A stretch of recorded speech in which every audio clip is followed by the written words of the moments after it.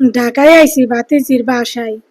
আমাকে বাড়ির দিয়ে লঞ্চে আইতে একদিনের অর্ধেক, আর এক রাত লাগে ঢাকা আইতে। মুই মগ দেশের মানুষ, গাড়িতে আইছি। হ্যাঁ, আইতে আইতে প্রায় সন্ধ্যা হইয়া গেছে। আইয়া খাইছি ভাত।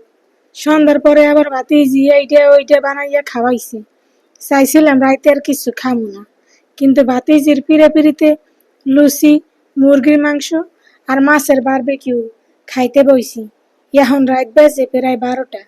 এত রাতে খাইতে মন চাইতে আসিল না, কিন্তু ভাতিজি এত কষ্ট করে রান্না করছে, না খাইলে ওই আবার মনে কষ্ট পাইবে, সেই লেগে খাইতে বইলাম। ফিশ বারবিকিউ করতে দিয়া আমরা দুইজনে গল্প জুড়ে দিছিলাম। চুলায় যে রান্না হয়ে গেছি ভুললা, গেছে পুরিয়া। সমস্যা নাই, পোড়া মাছ খাইতে একসের ভালো লাগে।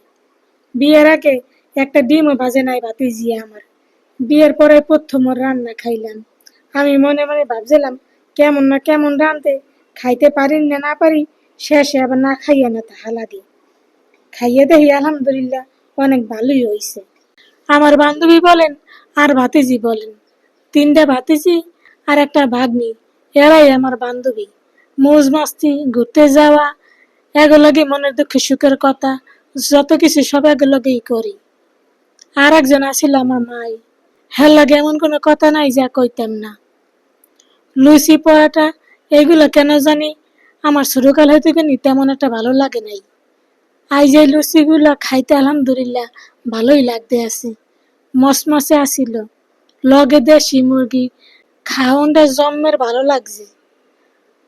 কি লেগে জানি না, ছোটকাল হইতে কোনি মুরগির ঠ্যাং খাইতে আমার ভালো লাগে।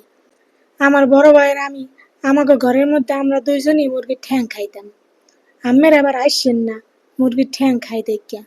ভালো লাগে কি করবো কন, আর আমার আবার শরম নেই সত্য কথা কইতে, যে সত্য হ্যাঁ আমি কমুই।